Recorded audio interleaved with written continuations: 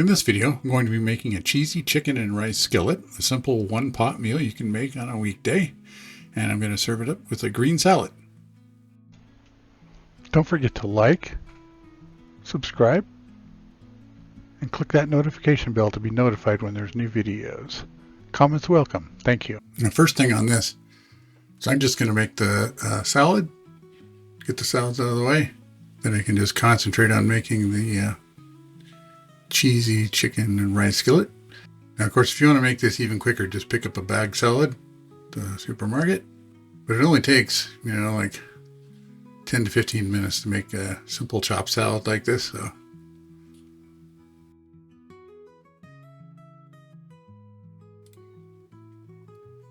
we prefer the hearts of romaine, which have already been cleaned, and I just like the insides of the romaine better than the outside green or leafier parts.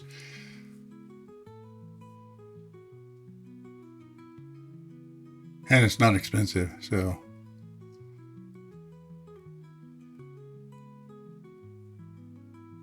alternative, of course, you can buy the huge bag of chopped up romaine. It's a good way to do it.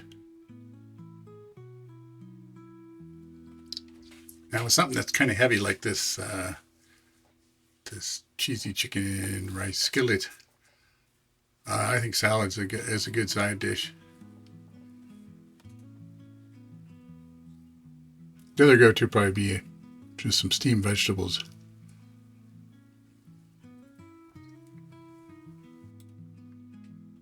Okay, and some Roma tomatoes. These are pretty much my favorite tomatoes anymore. You can see I've got the broth there thawing out in the sink on the left. And the Roma tomatoes, they don't have a lot of guts you need to remove or anything. You just slice them up, even to make diced tomatoes. When you get the bigger tomatoes, you like to make diced tomatoes, you have to cut out the middle. Just leave the skins, basically.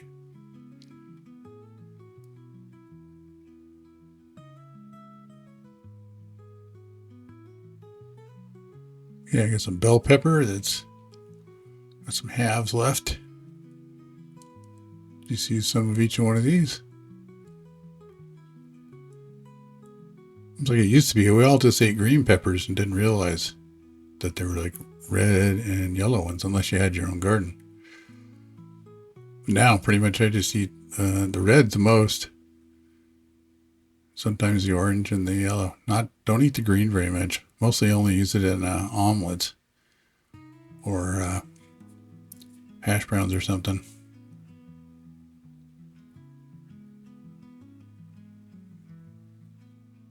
We'll save that for the next day's salad. Okay, English cucumber.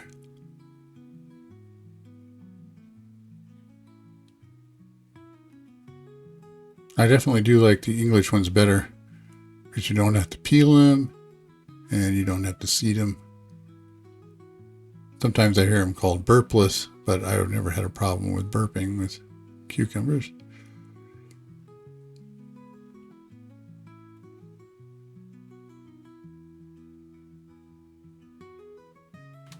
All right, classic Mexican blend cheese. Almost always have this on hand. Okay, we'll get some black olives. And I always count these out and do 7 per salad. I don't have OCD. And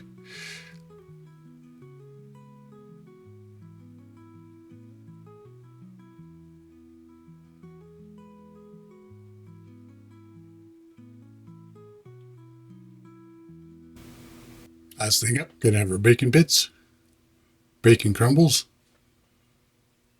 Okay, so that's it for our salads, and I'm only at about 12 and a half minutes. It's not too bad. Okay, pull up our recipe again. I think I've only made this once before. No, this is a new recipe. I haven't ever made this one.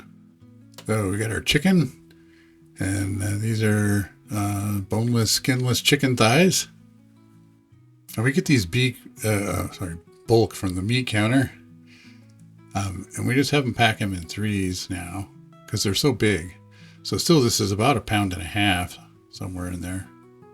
1 1/3 pounds, 1.5 pounds with 3 of them. And I'm just going to trim off the fat and anything else on there I don't like. Every once in a while, there's actually a little bit of bone left, but usually they're pretty good. These are definitely my go-to for chicken now, instead of breast, now that these are available pretty cheaply. And I did used to do the thighs before and debone them myself, but this is so much easier. First, when I deboned them myself, I could save the bones and the skin and use that to make broth. Now I'm going to cut this into like fairly large bite-sized chunks. Try to keep them fairly consistent in size, but it doesn't matter too much.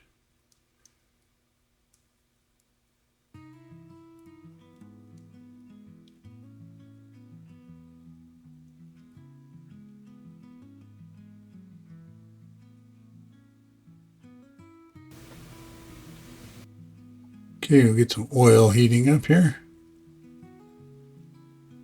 Get my favorite spatula. Pan should be hot. Get this chicken going.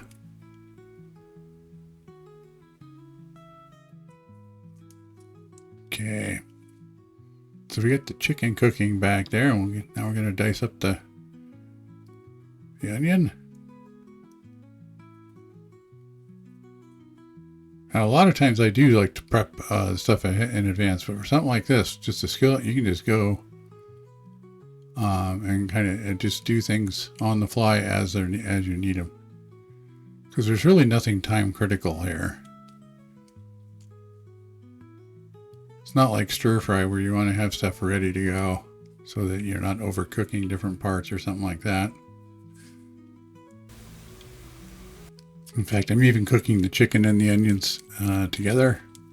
Oftentimes I'll cook the chicken and take it out and then cook the onions and whatever else.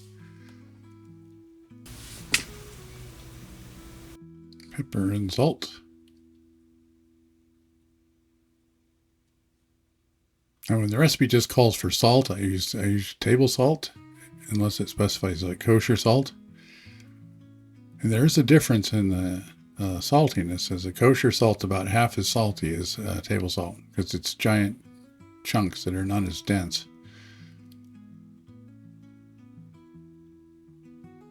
So you want to keep that in mind, especially when you're going the other way. If it calls for kosher salt and you use table salt, you want to use about half as much. So of course, we're going to go through the stage here where the chicken and the onions here are going to release their liquid. Then we're going to need to, then we'll basically boil that off, and then it will start cooking a little more after that. Now most of the water's gone. Start cooking a little faster. This is one of my favorite things about this. Using a wooden spatula like this that's flat across there, is you can just scrape across the bottom, clean it right off, not scratch your pan, and it's good and strong, unlike the floppy little egg flipper spatulas. Seems like no matter how well I think I chop it up, I always have to do this. I always have to chop the pieces in half. Luckily, that's like a good indication of when the chicken is done enough, because if it's easy to cut in half like that, it's done. Okay, we'll get our garlic in there. Gonna go with about 3 cloves, I think.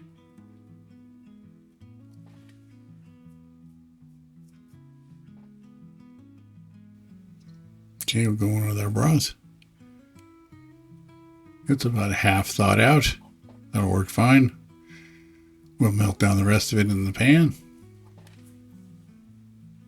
Now the recipe actually calls for 3 cups of chicken broth.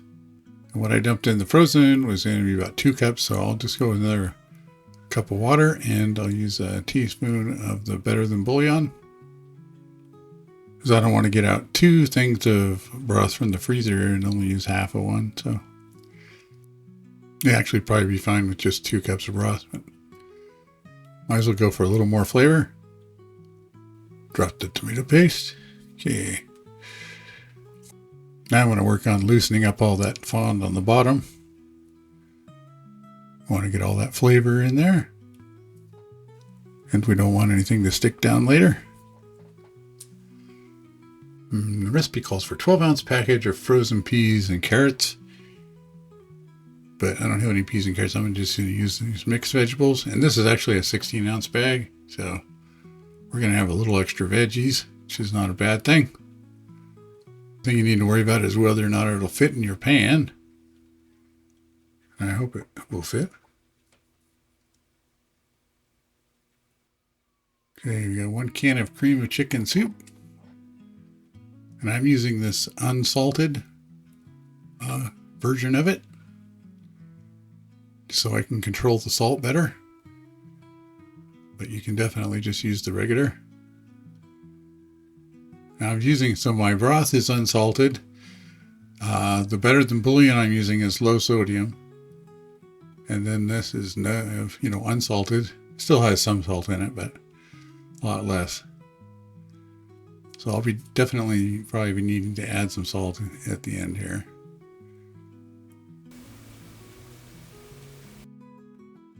You can see we're already getting pretty full and haven't added in the rice yet.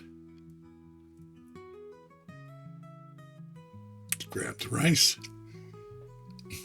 This is basmati rice, but you could use any long or short grain white rice that you like, or that you happen to have on hand. Because it's not really going to matter. In fact, if it's stickier or whatever, it's probably better. In fact, I think I thought I had some a bag of like some kind of store brand white rice that was left in here that I was going to try to use that, but I couldn't find it. So we'll just use the basmati. And we don't need to rinse it or anything.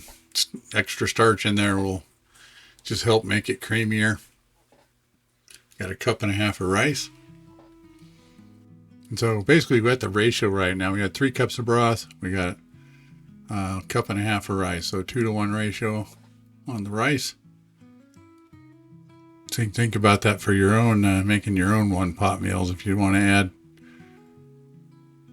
add rice to it, you basically need to do 2-to-1 ratio, adding the water and the rice.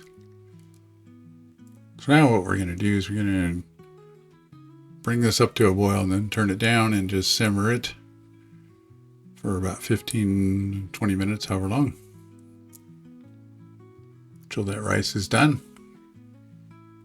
And this kind of situation, cooking it all in the skillet together like this, it's not so critical that you leave the rice alone.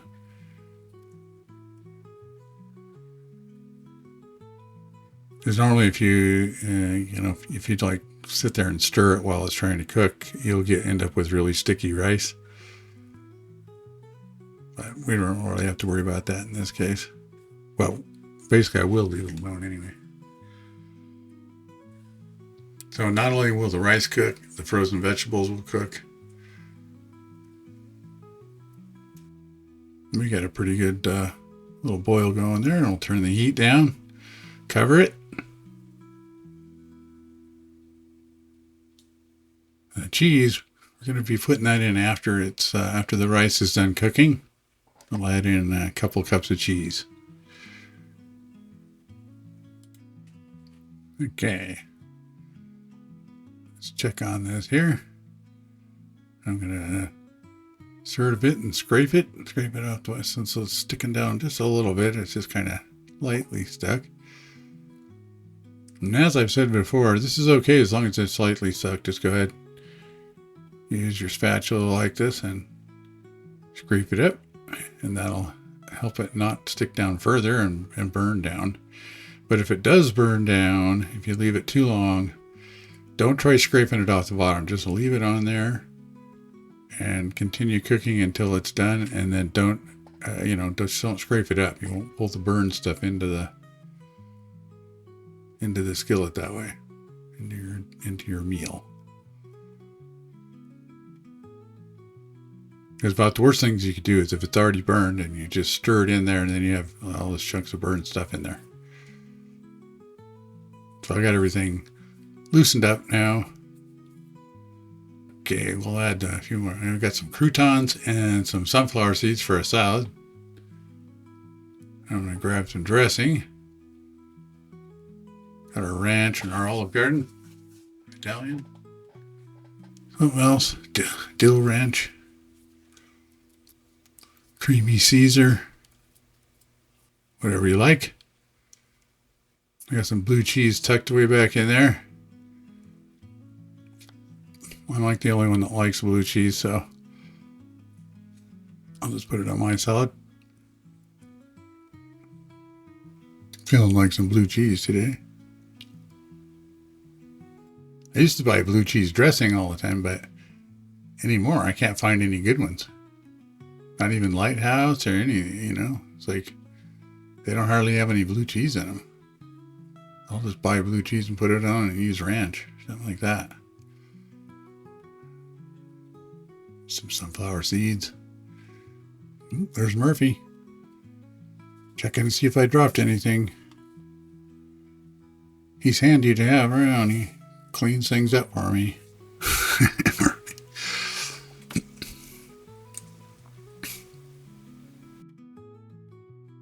Trying to make sure I get that dinner forks out and not dessert forks. Okay, see how we're doing now. It's looking pretty good. Let's give it a taste. See if the rice is done. See how the seasoning is. So a little pepper and season it however you like at this point.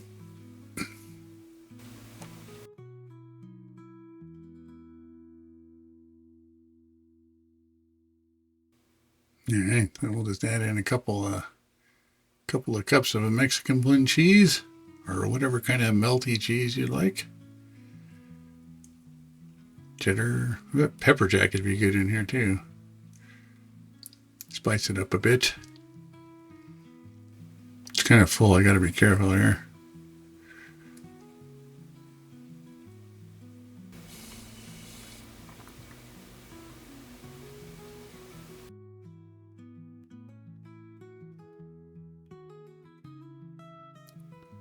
All right. Dinner is pretty much ready. Okay, so here we go with our mini buffet. We just have the one thing, our cheesy chicken and rice skillet. Easy one pot meal, and then our salads and our dressings, and that's it. Ready to eat.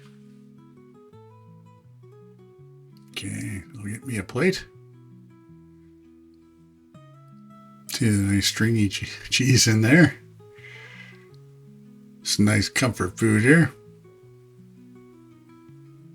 Get some coarse ground black pepper. Got my salad. Give her a taste again. Oh yeah. Nice, easy, tasty meal. Thanks for watching.